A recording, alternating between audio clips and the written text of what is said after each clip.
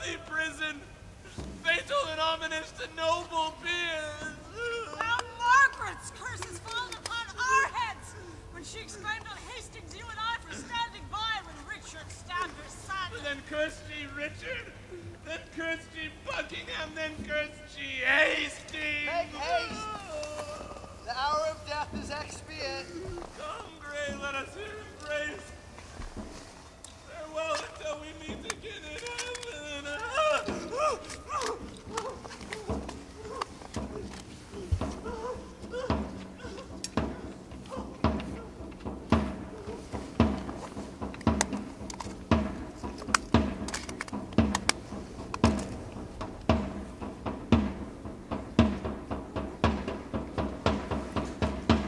Cause why we are met to determine of the coronation.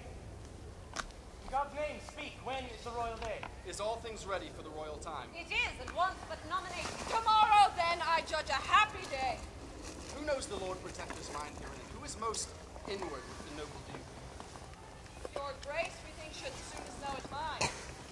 We know each other's faces, but for our hearts, he knows no more of mine than I of yours, my lord, nor I know more of his than you of mine. Lord Hastings, you and he are near involved. I thank his grace. I know he loves me well, but for his purpose in the coronation I have not sounded him, nor he delivered his gracious pleasure to me any way therein.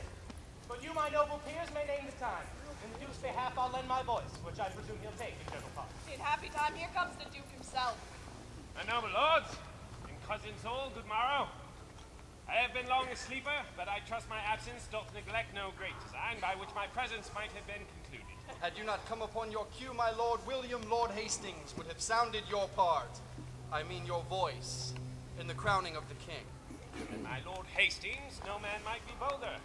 His lordship knows me well. Loves me well. Cousin of Buckingham, a word with you. Shakespeare has sounded Hastings in our business and found the testy gentleman so happy that he would lose his head. Give consent his masters the tile, that worshipfully he terms it, should he lose the royalty of England's throne. Withdraw yourself a while. His grace looks cheerfully and smooth this morning. There's some conceit or other likes him well when that he bids good morrow with such spirit. I reckon there's never a man in Christendom can lesser hide his love or hate than he. By his face, straight shall you know his heart. What of his heart perceive you in his face by any livelihood he showed today? Marry, that with no man here is he offended, for were he had shown it in his looks. I pray God he be not so, I say. I pray you all, tell me what they deserve, that do conspire my death with devilish plot of damned witchcraft, and have prevailed upon my body with their hellish charms. The tender love I bear your grace, my lord, makes me most forward in this princely presence. To doom the offenders, whosoe'er they may be, I say they have deserved death. Then be your eyes witness of their evils.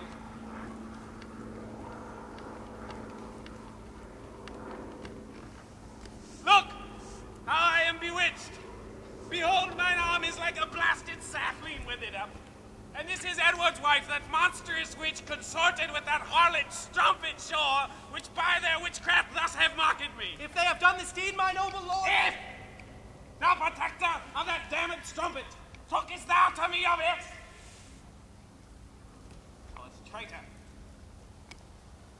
Off with his head! Now, I, St. Paul, I swear, I will not dine until I see the same. Ratcliffe, Catesby, look that it be done. The rest that love me, rise and follow me.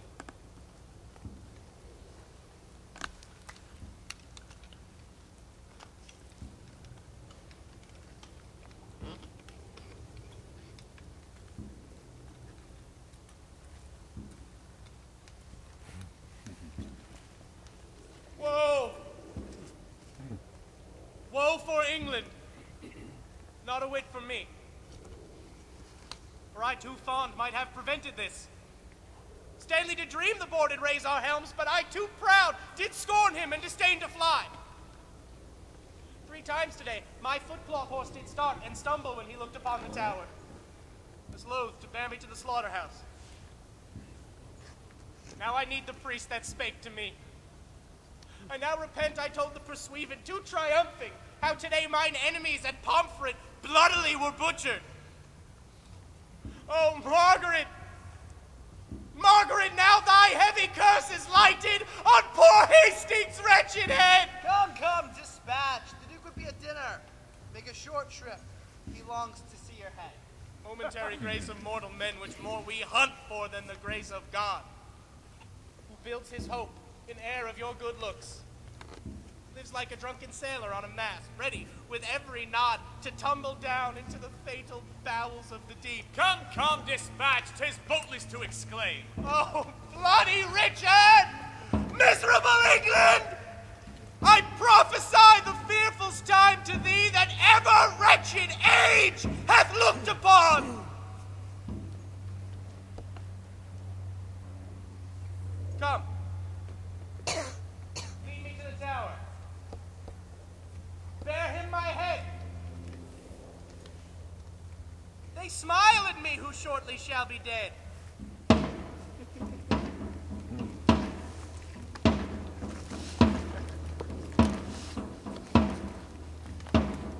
Come, cousin. Canst thou quick, and change thy colour. Murder thy breath in middle of a word, and then again begin, and stop again, as if thou wert distraught, and mad with terror. Tut! I can counterfeit the deep tragedian. Speak and look back. Pry on every side. Tremble and start at the wagging of a straw. Intending deep suspicion. Ghastly looks are at my services like enforced smiles, and both are ready in their offices at any time to grace my stratagems.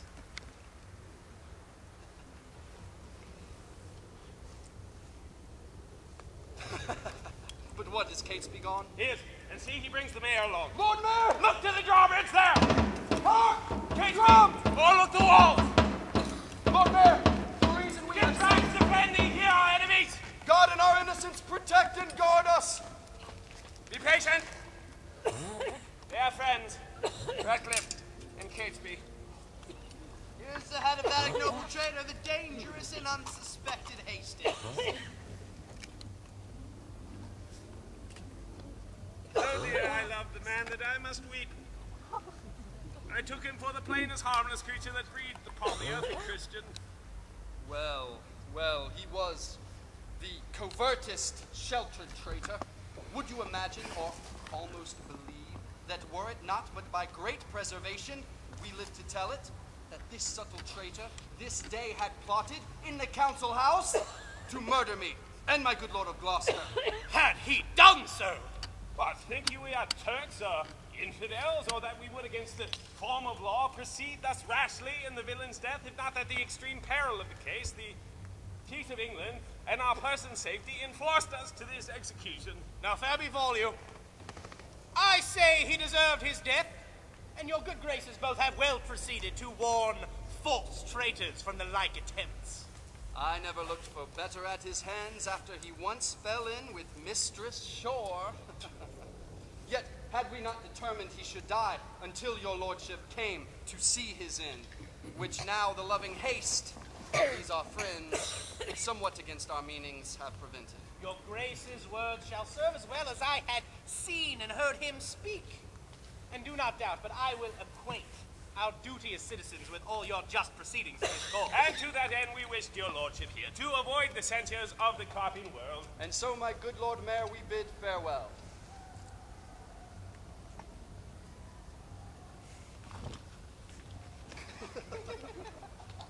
Go after cousin Buckingham. The mayor told Guildhall hies him in all post.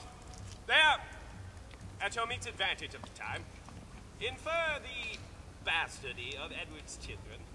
Moreover, urge his hateful luxury and bestial appetites in charge of lust that stretched unto their servants, daughters, wives, even where his raging eye and savage heart without control lusted to make a prey.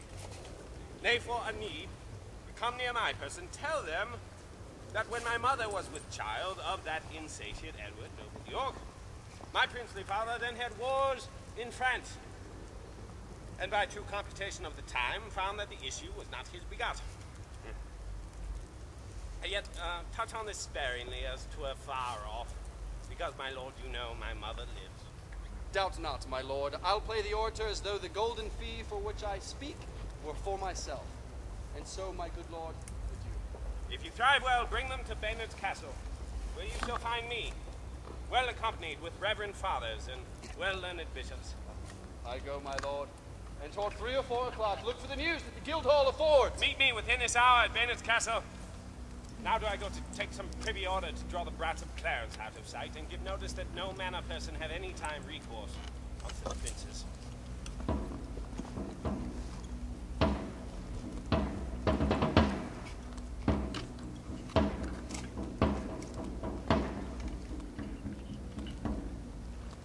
Now here's a good world the while. Who is so gross that cannot see this palpable device yet? Who is so bold but says he sees it not?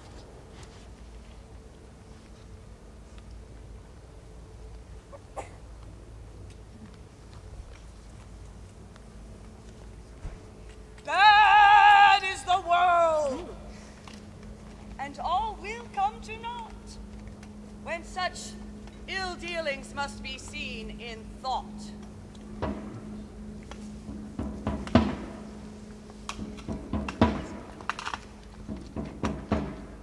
Come, cousin. What say the citizens?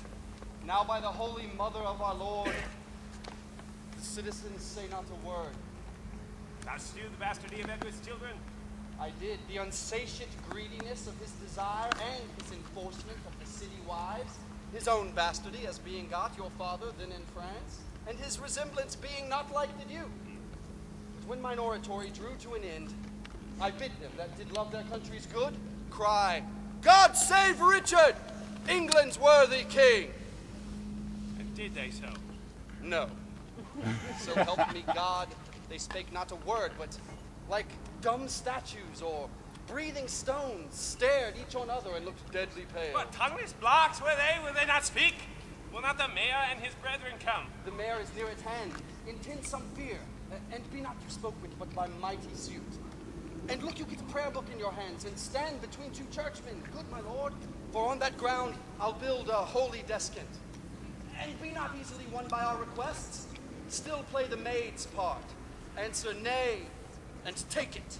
I go, and if you plead as well for them as I can say nay to thee for myself, no doubt we bring it to a happy issue. Go up to the leads. The Lord Mayor calls. Lord Mayor, welcome. I dance attendance here. I think the Duke will not be spoke withal. Good Catesby, what says your lord to my request?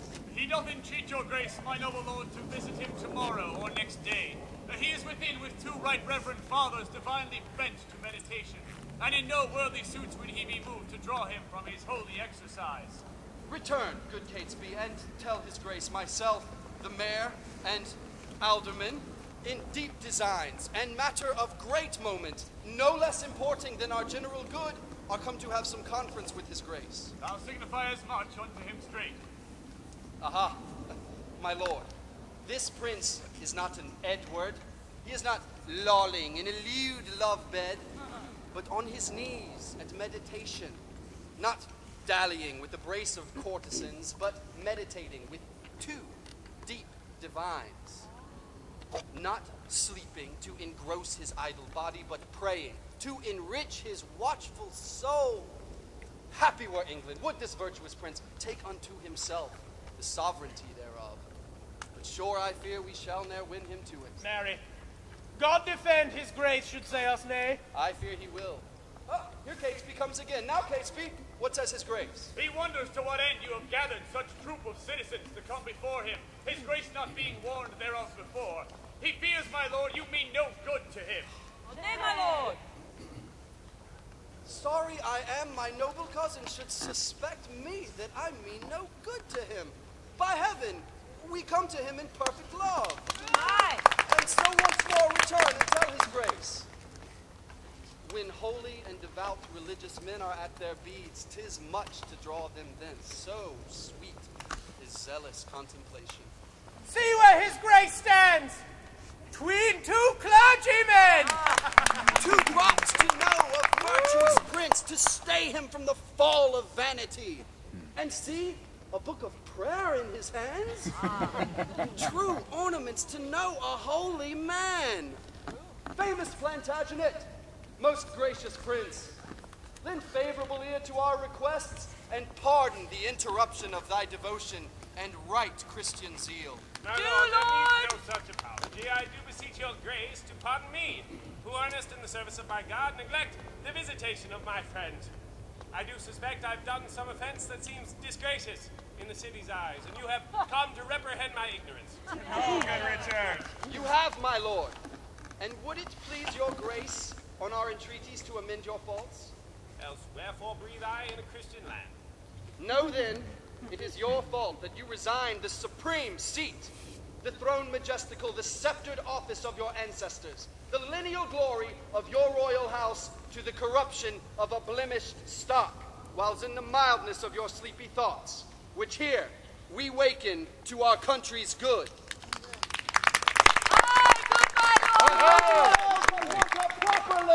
Her face faced with scars of infamy, her royal stock graft with ignoble plants, and almost shouldered into the swallowing gulf of dark forgetfulness and deep oblivion, which to recure, we heartily solicit your gracious self to take on you the charge and kingly government of this, your land. Not as protector, nay. Steward, nay. Substitute, nay. Nor lowly factor for another's gain, nay. But as successively, from blood to blood. Aye. Your state of birth, Aye. your empery, Aye. your own.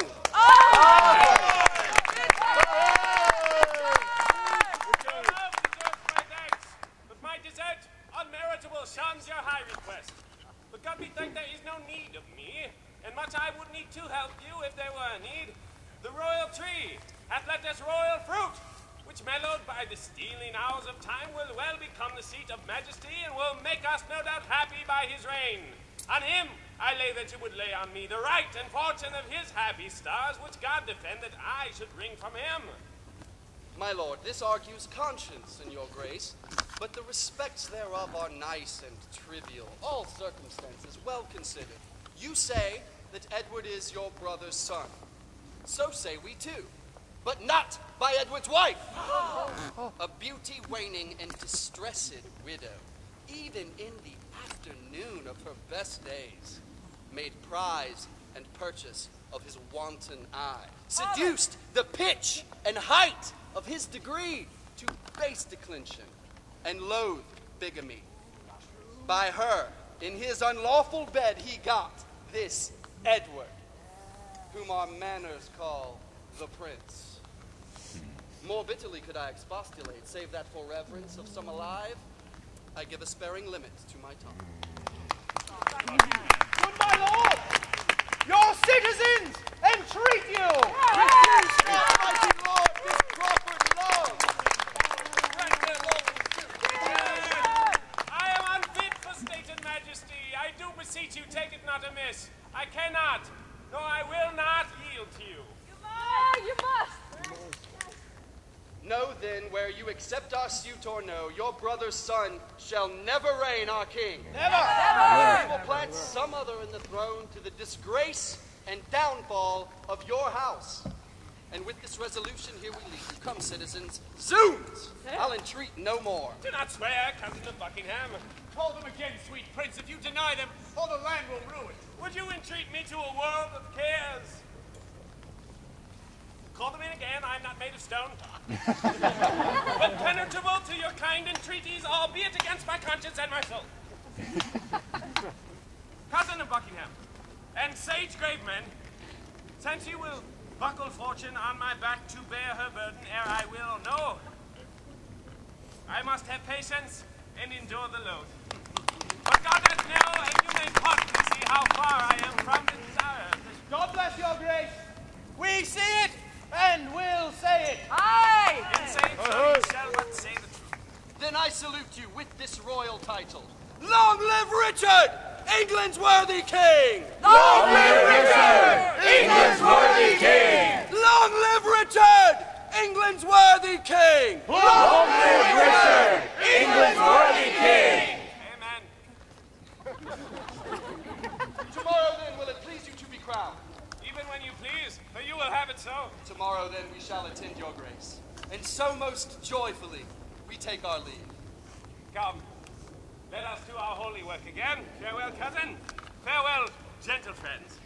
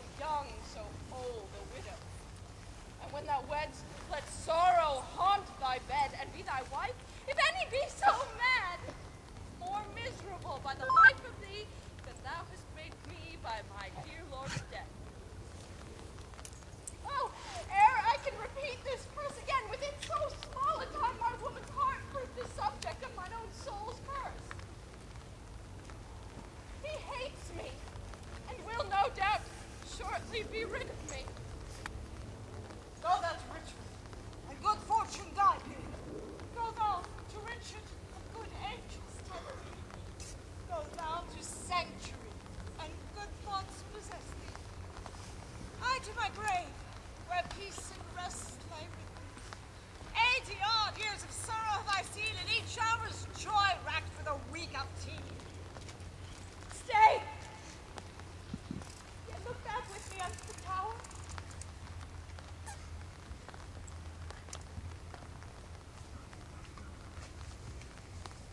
pity.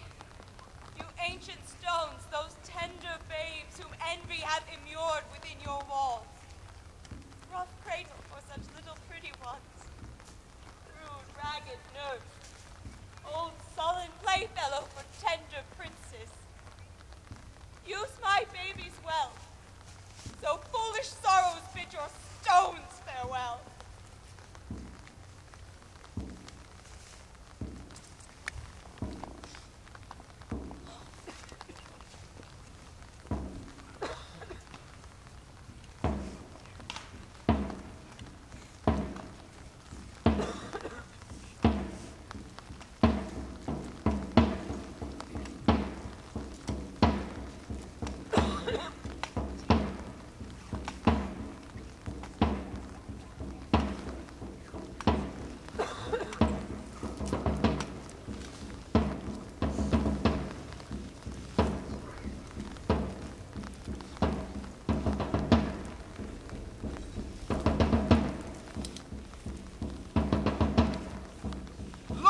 Richard, England's royal king! Thus high, right high advice, and thy assistance is King Richard seated. But shall we wear these glories for a day, or shall they last, and we rejoice in them? Still live they, and forever let them last. Young Edward lives. Think now what I would speak.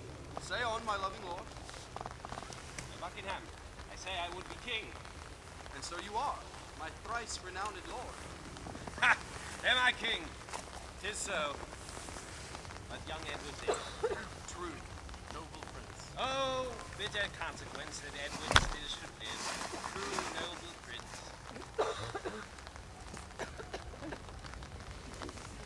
Cousin, thou wast not wont to be so dull. Should I be plain? I wish the bastard's dead, and I would have it suddenly performed. Your grace may do your pleasure. Tut, thou art all ice. Thy kindness freezes. Say, have I thy consent that they should die? Give me some little breath, dear lord, some pause, before I positively speak in this. I shall resolve you herein presently. King is angry, see? He knows his lip. I reaching Buckingham for a circumspect. The deep revolt between Buckingham shall no longer be neighbour to my counsel. Hath he held out with me so long unturned, and stops he now for breath? Be it so. How now, Lord Stanley, what news? No, my loving lord. Margaret Dorset, as I hear, is fled to Richmond in the parts where he abides. Come hither, Catesby. Rumour it abroad that Anne, my wife, is very grievous ill. I will take order for her keeping close. Inquire me out some mean poor gentleman, to whom I'll marry straight to Clarence, daughter. The boy is foolish, I fear him not. Look how thou dreamest. I say again, give out that Anne, my queen, is sick and like to die. About it, for it stands me much upon to stop all hopes whose growth might damage me. I must be married to my brother's daughter, or my kingdom stands on brittle glass. Murder her brothers and marry her. Uncertain ways of gain. But I am in so far in blood that sin will pluck on sin.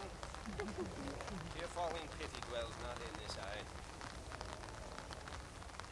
Ratcliffe. Your most obedient subject. Art thou, indeed. Prove me, my gracious lord. Darest thou to kill a friend of mine? Prove me. I'd rather kill two enemies. Well then, thou hast it. Two deep enemies. Foes to my rest and my sweet sleep's disturbers are they that I would have thee hit upon. Ratcliffe, I mean those bastards in the tower. Let me have open means to come to them, and I'll soon all rid you of the fear of them. Thou singest sweet music. Rise, come hither, Ratcliffe. Lend thine ear.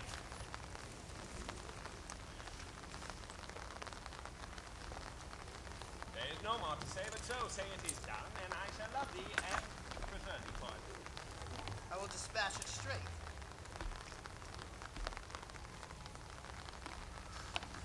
My lord, I have considered in my mind the late request that you did sound me. Well, let that rest.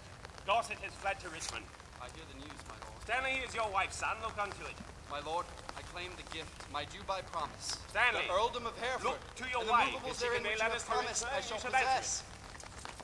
What says your highness to my just demand? I do remember me when Henry VI did prophesy that Richmond would be king when Richmond was a little peevish boy. A king. Perhaps. My lord. How chance the prophet could not have at that time have told me, I being by, that I should kill him. My lord, your promise for the earldom. Richmond. When last I was in Exeter, the mayor there in courtesy showed me a castle and called it Rosemont. Rich. My lord. Aye. What's a clock? I am thus bold. Put your grace in mind of what you've promised me. Well, but what's a clock? Upon the stroke of 10. Well, let it strike. Why let it strike? Because that like a jack thou keeps the stroke betwixt thy begging and my meditation. I am not in the giving vein to it. May it please you to resolve me in my sleep. Thou troublest me, I am not in the vein.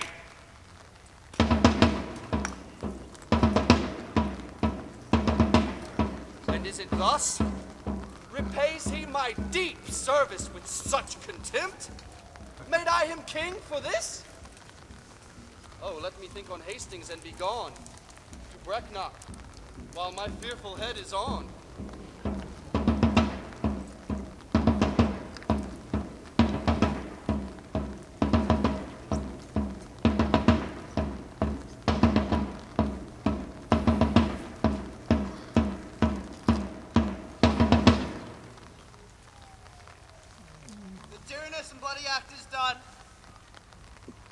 most arch deed of piteous massacre that ever yet this land was guilty of. Dighton and Forrest, whom I did suborn to do this piece of ruthless butchery, albeit they were fleshed villains, bloody dogs, melted with tenderness and mild compassion, wept like two children in death's sad story. Oh, thus, quoth Dighton, they're the gentle babes. Thus, quoth Forrest, girdling one another within their innocent alabaster arms, their lips were like 4 red roses on a stalk, and in their summer beauty kissed each other. A book of prayers on their pillow lay, which once, quoth Forrest, almost changed my mind, but oh, the devil! There the villain stopped. When Dighton thus told on, we smothered the most replenishing sweet work of nature that from the prime creation ere she framed. Hence both are gone, with conscience and remorse they could not speak. And so I left them both, to bear this tidings to the bloody king. And here he comes. I'll help, my sovereign lord. Kind Ratcliffe, am I happy in thy news? If you have done the thing you gave in charge, forget your happiness. Be happy then, for it is done. But didst thou see them dead? I did, my lord. And buried? Gentle Ratcliffe. The chaplain of the tower hath buried them, but where? To say the truth, I do not know. Come to me, Ratcliffe, sometime after supper, where thou shalt tell me the process of their deaths. Meantime, think how I may do thee good, and be inheritor of thy desire. I humbly take my leave.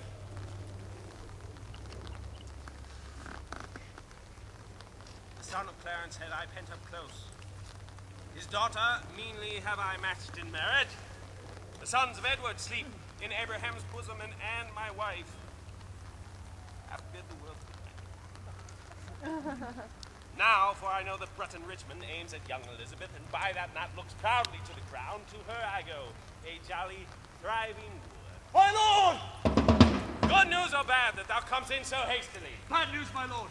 Morton has fled to Richmond, and Buckingham, back with the hardy Welshman, is in the field, and still his power increaseth. Ely and Richard troubles me more near than does Buckingham and his rash-levied strength.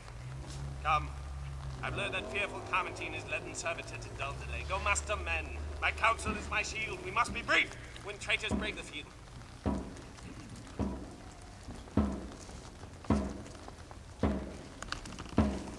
So now prosperity begins to mellow and drop into the rotten mouth of death. Here in these confines, slyly have I lurked to watch the waning of mine enemies. A dire induction am I witness to, and will to France, hoping the consequence will prove as bitter, black, and tragical.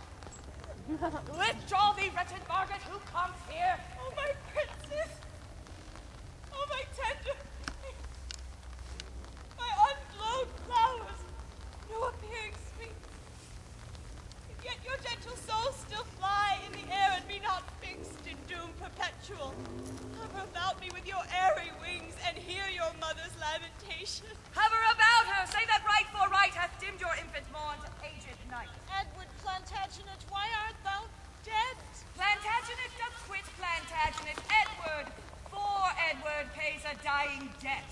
Wilt thou, O God, fly from such gentle lambs and throw them in the entrails of the wolf? Where didst thou sleep when such a deed was done? When holy Harry died and my sweet son.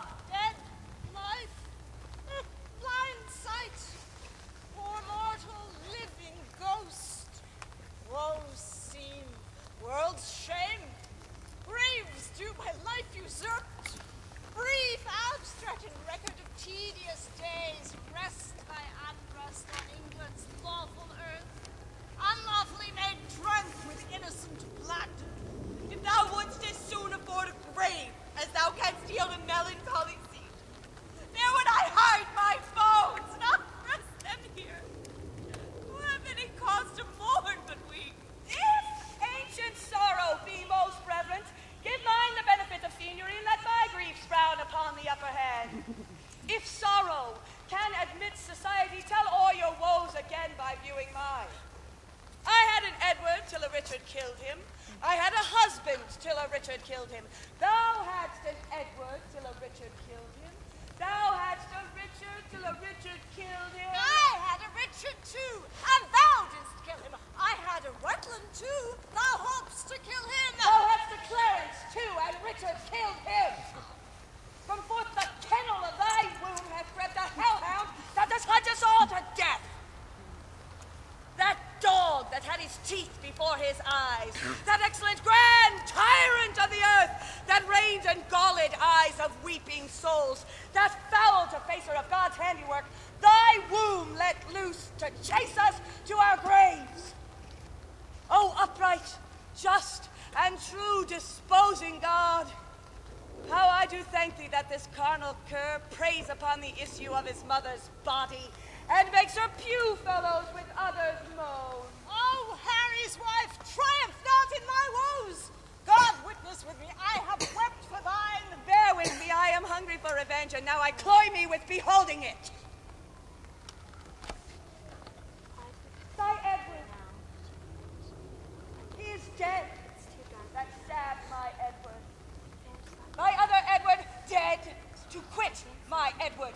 Young York, he is but boot, because both they match not the high perfection of my loss. Thy Clarence, he is dead that stabbed my Edward, and the beholders of this frantic play, the adulterous Hastings, Rivers, Vaughan, and Grey, untimely smothered in their dusky graves. Richard yet lives. Hell's black intelligencer reserved their factors only to buy souls and send them thither. But at hand ensues his piteous and unpitied end. Earth gapes, hell burns, fiends roar, saints pray to have him suddenly conveyed from hence. Cancel his bond of life, dear God, I pray, that I may live and say, the dog is dead. Thou didst prophesy the time would come, that I would wish for thee to help me curse that bottled spider, that foul bunch-backed toad. I called thee then vain flourish of my fortune. I called thee poor shadow, pasted queen, a queen in jest only to fill the scene. Where be thy husband now? Where be thy two brothers? Where be thy sons? Who sues and kneels and cries, God save the queen? Where be the bending peers that flattered thee? Where the thronging troops that followed thee? Decline all this and see what now thou art.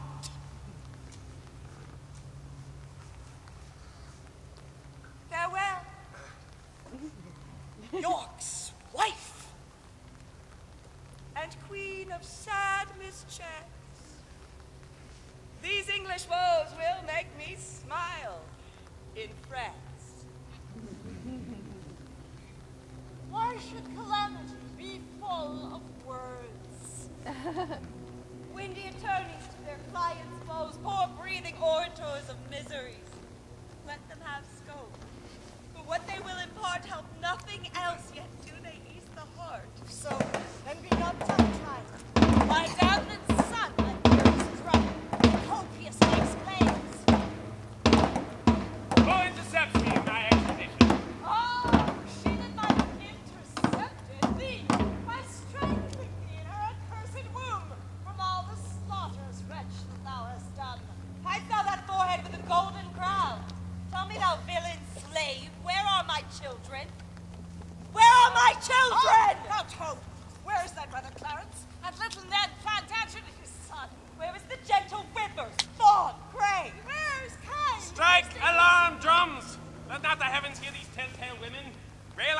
anointed, strike, I say! I prithee, hear me You speak too bitterly. Give me a word, or I shall never speak to thee again.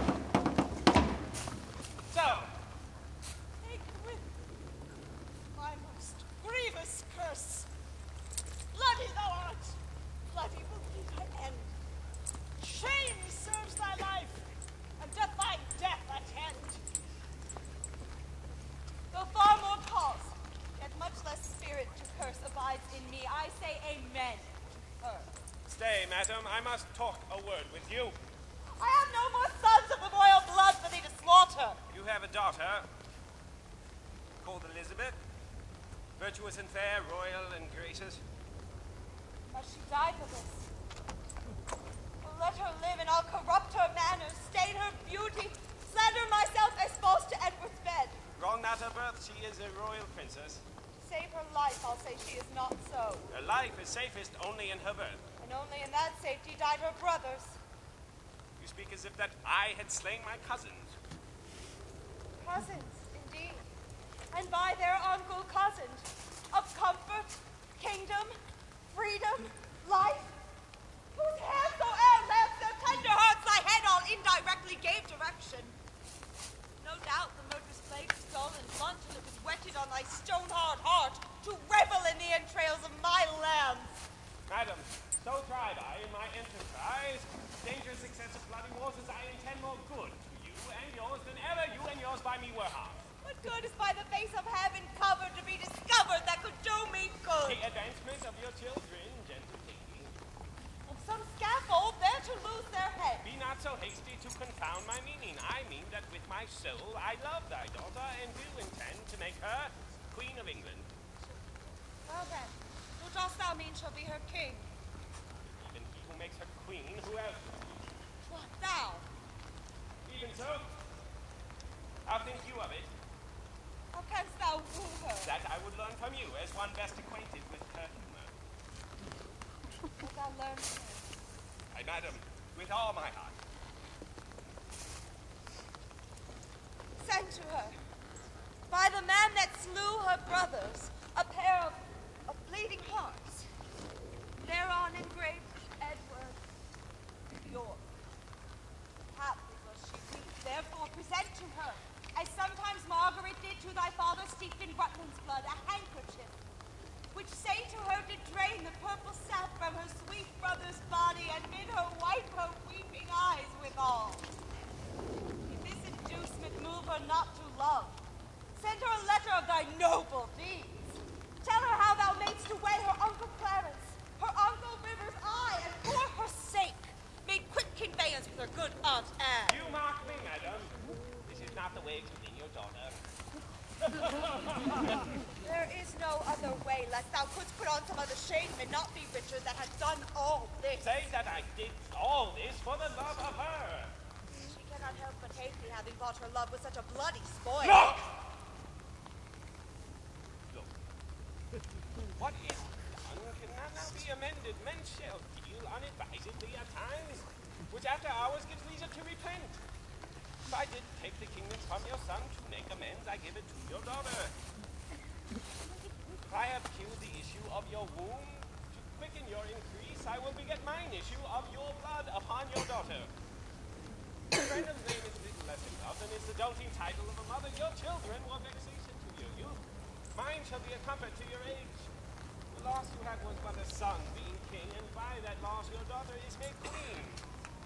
I cannot make what amends I would, therefore accept such kindness as I can. Dorset, thy son, who with a fearful soul leads discontented steps on foreign soil, this fair lines quickly shall call home, to high promotions, in great dignity. The king, which calls thy beauteous daughter wife, familiarly shall call thy Dorset brother. Again, thou shalt be a mother to a king. And all the ruins of distressful times repaired, with double riches of content, what we have many goodly days to see. And the liquid drops of tears that thou hast shed shall come again transformed to orient pearls, advantaging alone with interest of 10 times double gain of happiness. For go, mother, to thy daughter go, Make bold her bashful years with your experience. Prepare her ear to hear a wooer's tale. And when this arm of mine hath chastised that petty rebel, dull-brained Buckingham, bound with triumphant garlands, will I come and lead thy daughter to a conqueror's bed, to whom I will retail my conquest won, and she shall be sole victress. Caesar, Caesar. Were it best to say that her father's brother shall be her lord, or shall I say her uncle? Or he that slew her brothers and her uncles? Under what title shall I woo for thee? That God, the law, my honor, and her love can make seem pleasing to her tender ears. Say that she shall be a high and mighty queen. To wail the title as her mother doth. Say that I shall love her everlastingly. But how long shall that title ever last? Sweetly enforce until her fair light end. But how long fairly shall her sweet life last? As long as heaven and nature lengthens it. As long as hell and Richard likes of it. I swear it now, by the world. He's full of thy foul wrongs. My father's dead. Thy life hath a dishonor. With it by myself. Thyself is self-misused. Well then, by God. God's wrongs most of all. If thou didst fear to break an oath by him, the unity the king, my husband, nay, thou hadst not broken, nor my brothers died.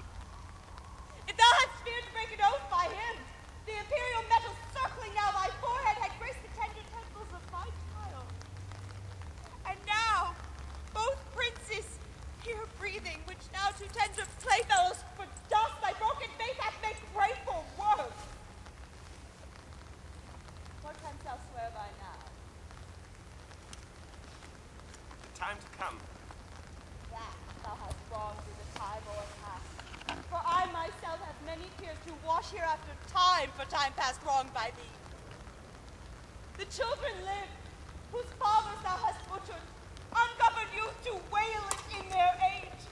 The parents live, whose children thou hast slaughtered, old barren lands to wail it in their age. Swear not As I intend to prosper and repent in my hostile affairs, myself confound. God and fortune bar me happy hours. Day, yield me not thy light, or night thy rest. Be opposite all planets of good luck to my proceedings, if not with dear heart's love. Immaculate devotion and holy thoughts I tender, not thy beauteous princely daughter. In her consist my happiness and thine. Without her follows to myself and thee, herself, the land, and many a Christian soul, death, desolation, ruin, and decay. Cannot be avoided but by this. It will not be avoided but by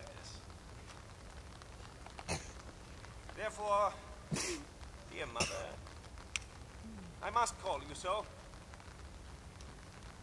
Be the attorney of my love to her. Plead what I will be, not what I have been. Shall I be tempted by the devil thus? Aye, if the devil tempt thee to do good. Shall I forget myself to be myself? Aye, if your self's remembrance wrong yourself. Yet thou didst kill my children. But in thy daughter's womb I bury them. When in that nest of spicery they will breed selves unto themselves to your recomforture. Shall I go in my daughter to thy will? And be happy, mother, by thy deed.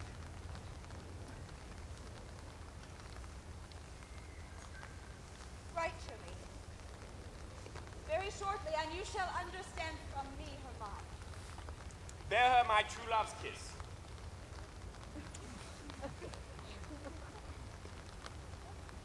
So farewell.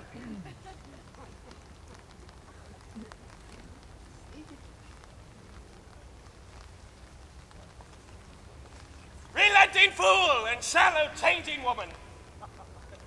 How now, what news? Most mighty sovereign, on the western coast, when is the puissant navy? To our shores flow many doubtful, hollow-hearted friends, unarmed and unresolved to keep them back. Saw that Richmond is their admiral, and there they hold, expecting with the aid of Buckingham to welcome the shore. Some lightfoot friend posted the Duke of Norfolk. Ratcliffe thyself will Catesby. Where is he? Here, my lord. Catesby, fly to the Duke. Bid him levy the greatest strength and power he can make and meet me presently at Salisbury. I go.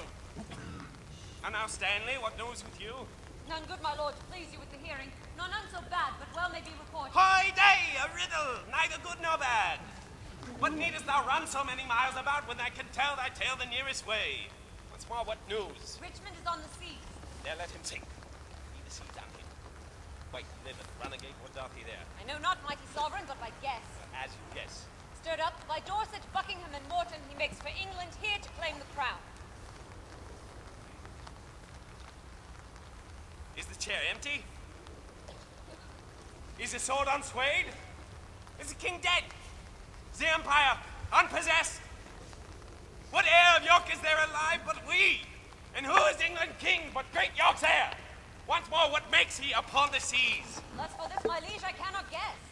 Unless that he comes to be your liege, you cannot guess wherefore the Welshman comes. Thou wilt revolt, and fly to him, I fear. No, my good lord, therefore mistrust me not. Where is thy power, then, to beat him back? Where are thy tenants and thy followers? Are they not now on the western shore, safe conducting the rebels from their ships? No, my good lord, my friends are in the north. Call friends to me! What do they in the north when they should serve their sovereign in the west? They have not been commanded, mighty king. Pleaseth your majesty to give me leave. I'll muster my friends and meet your grace where and what time your majesty shall please. Aye, that would be gone. Join with Richmond. I'll not trust thee. Most mighty sovereign, you have no cause to hold my friendship doubtful. I never was, nor never will be false. Go then, muster men. But leave behind your son, George Stanley. Look that your heart be firm, or his head's assurance is but frail. So deal with him, as I prove true to you. My gracious sovereign, now in Devonshire, as I by friends and well advertised, Sir Edward Courtney and the haughty prelate, Bishop of Exeter, his elder brother, many more confederates are in arms. In Kent, my liege, the Guilfords are in arms, and every hour more confederates flock to the rebels, and their power grows strong. My lord, the army of great Out on you owls! Nothing but songs of death! Take thou that till thou brings better news! The news I have to tell your majesty is that by sudden floods and full of waters, Buckingham's army is dispersed and scattered. He himself wandered away alone, so no man knows whither. God, you mercy. Here's my purse to cure that blow of thine. Hath any well-advised friend proclaimed reward on him that brings the traitor in? Such proclamation hath been made, my lord. Sir Thomas Lovell, Lord Marquis Dorset, just said my liege in Yorkshire are in arms. With this good comfort bring I to your highness. The Briton navy is dispersed by tempest. Richmond in Dorsetshire sent a boat onto the shore to ask those on the banks if they were his assistants, yea or no.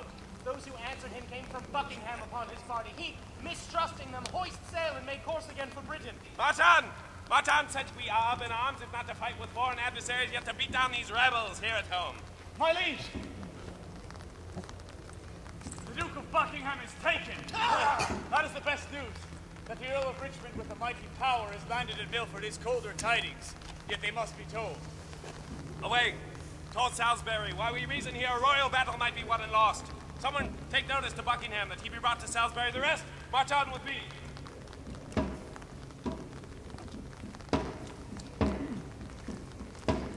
Sir Christopher, tell Richmond this from me, that in the sty of that most deadly boar, my son George Stanley is franked up in hold. If I revolt, off goes young George's head. Fear of this holds off my present aid. Get thee gone, commend me to thy lord. Withal say that the queen hath heartily consented that he should espouse Elizabeth, her daughter. But tell me, where is princely Richmond now? At Pembroke or at Harford West in Wales. Well, what men of name resort to him? Sir William Brandon, a renowned soldier, Sir William Stanley, Sir James Blunt with a valiant crew, and many other of great name and worth. And towards London do they bend their power, if by the way they be not fought withal. I thee to thy lord, I kiss his hand. My letter will resolve him of my mind. Farewell.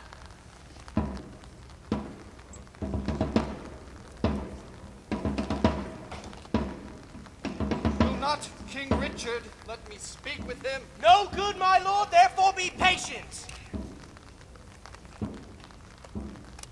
Oh, Hastings, and Edward's children, Grey and Rivers, the holy King Henry, and thy fair son, Edward, and all that have miscarried by corrupted, foul injustice.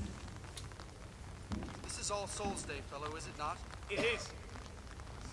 Then All Souls' Day will be my body's doomsday.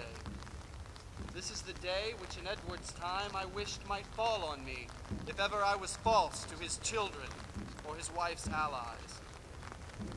That high all-seer which I dallied with hath turned my feigned prayers on my head and given in earnest what I begged in jest. Thus doth he force the swords of wicked men to turn their own points in their masters' bosoms. Thus Margaret's curse falls heavy on my neck. When he, quoth she, shall split thy heart with sorrow, remember Margaret was a prophetess. Come, officer. Lead me to the block of shame. Wrong hath but wrong, and blame the due of blame.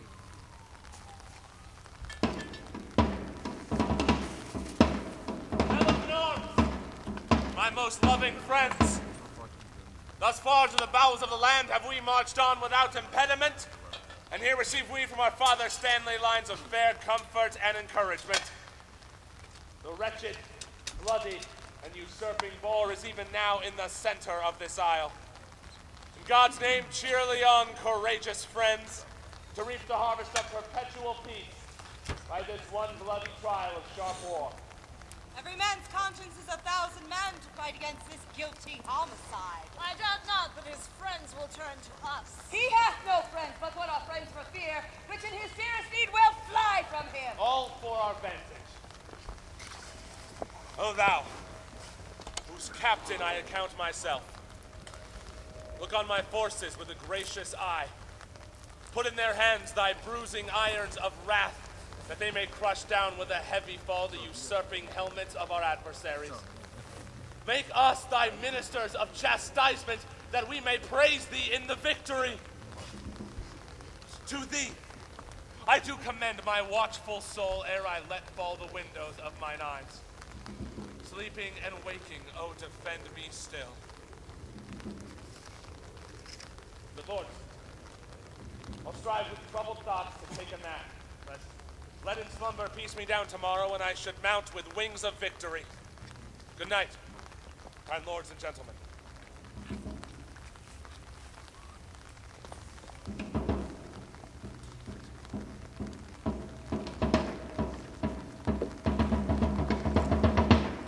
Here shall we pitch our tent?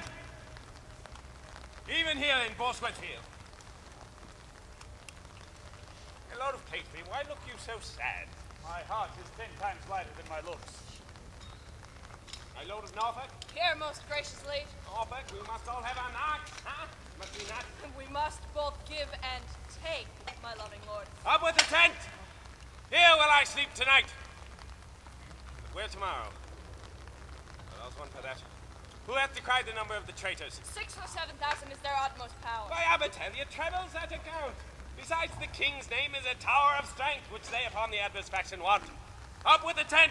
Come, gentlemen, let us lack no discipline. Make no delay, for lords, tomorrow is a busy day. Bid my God watch. Lead me, I say. Ratcliffe. My lord? About the mid of night, come to my tent to help to arm me. Lead me, I say.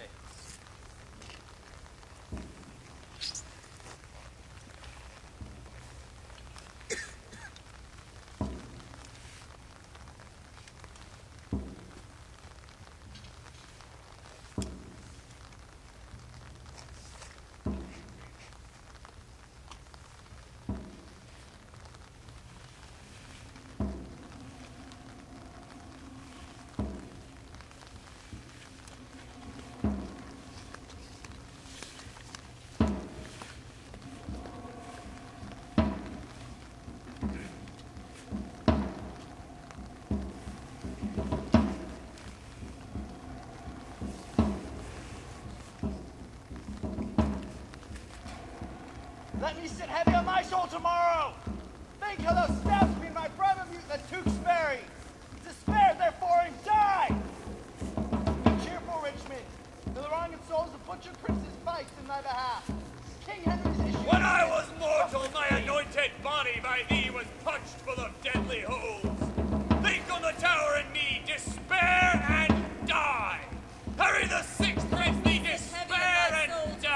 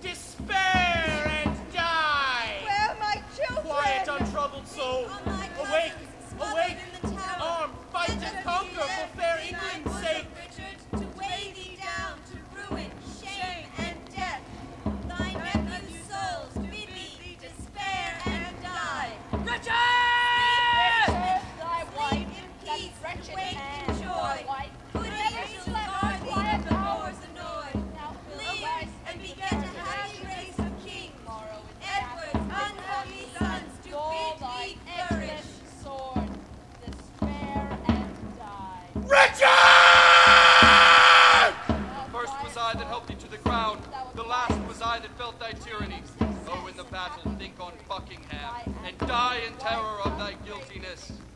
I died for hope ere I could lend thee aid, but cheer thy heart and be thou not dismayed. God and good angels fight on Richmond's side. Richard! Give me another horse! Bind up my wounds! Have mercy, Jesu! Oh.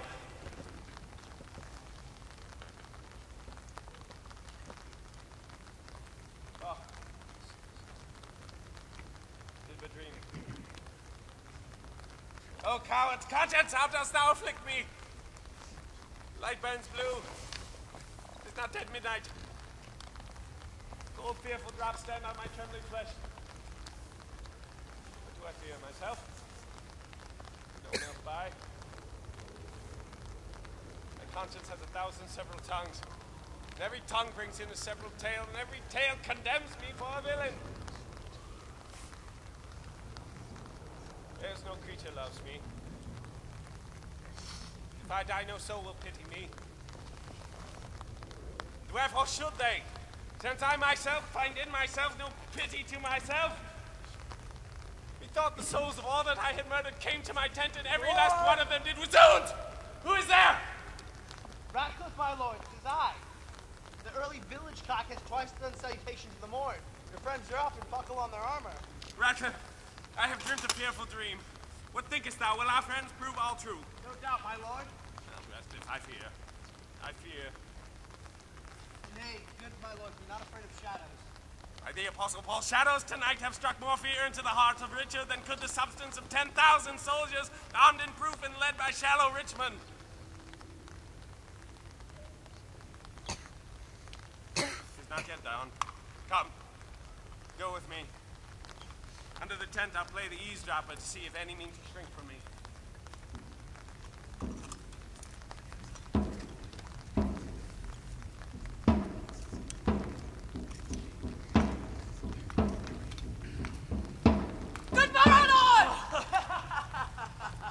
Cry mercy, lords and watchful gentlemen, that you obtain a tardy slugger here. Have you slept, my lord? Why, the sweetest sleep, fairest boding dreams that ever entered in a drowsy head, have I since your departure had, my lords. Methought their souls, whose bodies Richard murdered, came to my tent and cried on victory.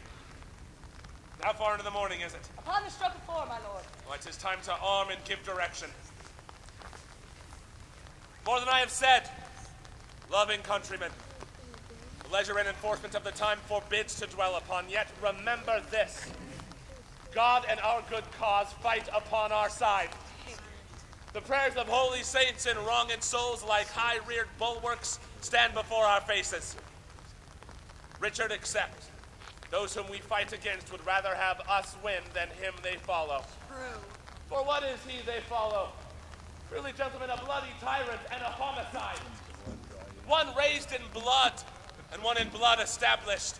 One that hath made means to come by what he hath, and slaughtered those that were the means to help him. A base, foul stone made precious by the foil of England's seat, and falsely set. One that hath ever been God's enemy.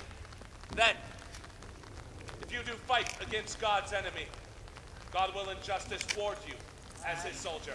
If you do sweat to put a tyrant down, you sleep in peace, the tyrant being slain. If you do free your children from the sword, your children's children quit them in your age. Then in the name of God and all these rights, advance your standards. Draw your willing swords. For me, the ransom of my bold attempt shall be this cold corpse on the earth's cold face. But if I thrive, the gain of my attempt, the least of you shall share his part thereof. Sound the drums boldly and cheerfully. God and St. George, Richmond and victory! Richmond and victory!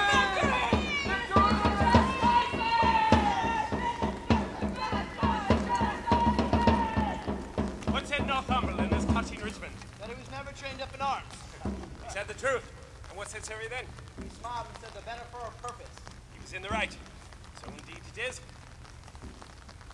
Tell the clock there. Give me a calendar. Who has seen the sun today? Not I, my lord. Then he doth disdain to shine. For by the book ye should have braved the east an hour ago. Black day it will be for somebody. Radcliffe. My lord. The sky doth frown and low upon our army.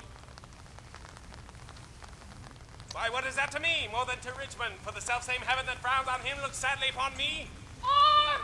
On, my lord! The foe vaunts in the field! Come, bustle! Bustle, comparison my horse, and call up Lord Stanley, bid you bring his power. Go, gentlemen! Every man unto his charge! Let not our babbling dreams affright our souls. Conscience is but a word that cowards use, devised at first to keep the strong in awe. Strong arms be our conscience. Aye. Swords be our law. Aye. March on, join bravely, and let us do it pell-mell. If not to heaven, then hand in hand to hell. Aye. Hark! I hear their drums. Fight, gentlemen and ladies. Fight, old yeomen. These approaching stains.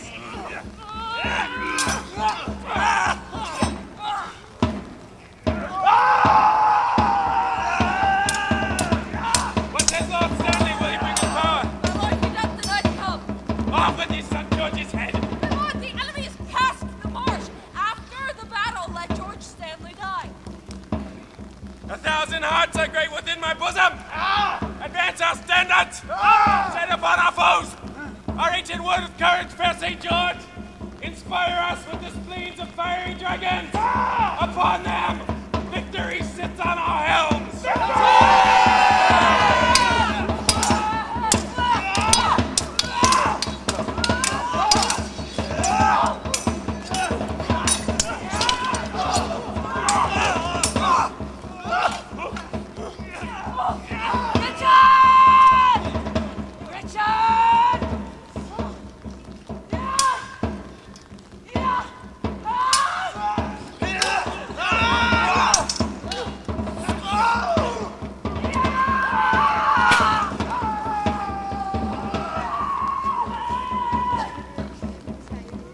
Rescue! My Lord of Norfolk, rescue! Rescue! The king in action! Worse than a man! Daring and opposite to every danger, his horse is slain. And all on foot he fights, seeking Richmond in the throat of death. Rescue, fair lord, for all the day is lost. A horse! A horse! My kingdom for a horse! Withdraw, my lord. I'll help you to a horse. Slave! I have set my life upon a cast, and I will stand the hazard of the die. I think there be 6 Richmonds in the field. 5 have I slain today instead of him. A horse! A horse! My kingdom for a horse!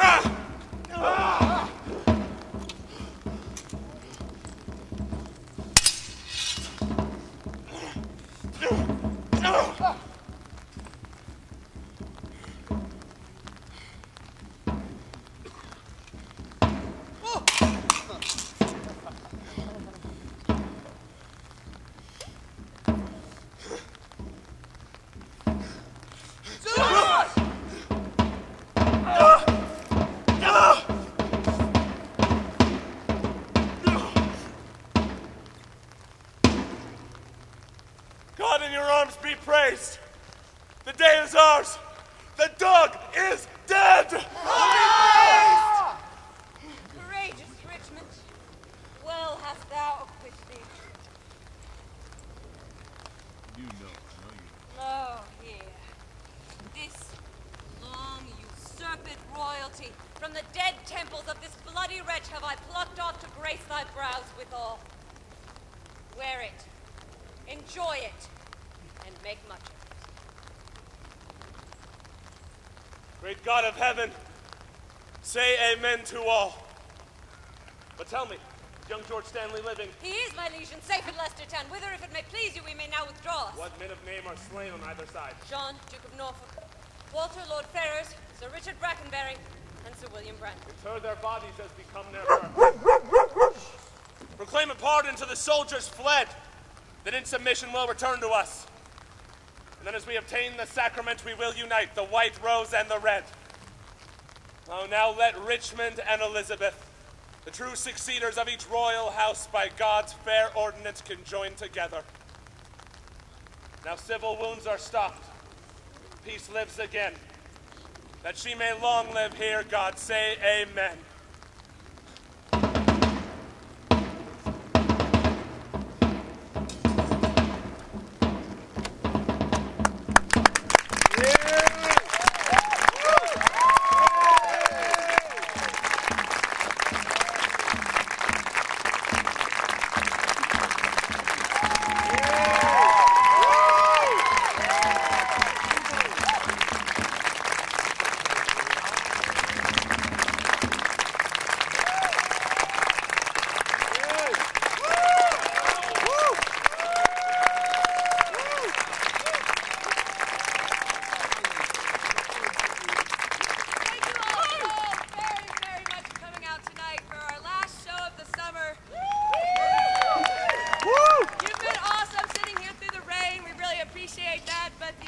Shakespeare in the Park if there wasn't rain sometimes. We are done for the season. We have some treats if you want to take something home with you. We have season t-shirts, which I'm sure are on sale for a market right now. How much? $10 for a 100% cotton t-shirt that says GreenStage on it. Awesome. What a deal! We also have baseball caps like the lovely Steve is modeling. They are $5. I believe there are some mugs left, which are also $5, and they're very good. I have my coffee in one every single morning. And free flashlights. And free flashlights to help you get to your car. Also, you may have noticed when you came tonight, you didn't pay anything. Well, before I get there, I have to thank the Seattle Park for letting us be here. And I also need to thank our media sponsor, KUOW. Think by the end of summer I would get this down. Now, you didn't pay anything when you came here, and as I've been distracting you, the actors have surrounded you. We believe very much at GreenStage, and very sincerely, that theater should be free and available to anyone who wants it. However, the trappings of the theater do cost us money. So now is the time that we have to ask you if you can afford it, and if you feel so inclined, that you please give generously. Things that jingle are fine, if it crinkles, that's fine. If you want to write a check, you can make it out to GreenStage. Really, if you can't afford, we are so blessed and happy that you are here. Is there any way I could donate online? It's a long way to helping us continue to bring things like this to you. So thank you all. It's been a beautiful summer in your beautiful audience. Good night. What? So if I go to greenstage.org, I can donate online? Or you can donate online and go to greenstage.org. Where's that again? Greenstage.org. Margaret, it really was a prophetess. Only if we make a profit.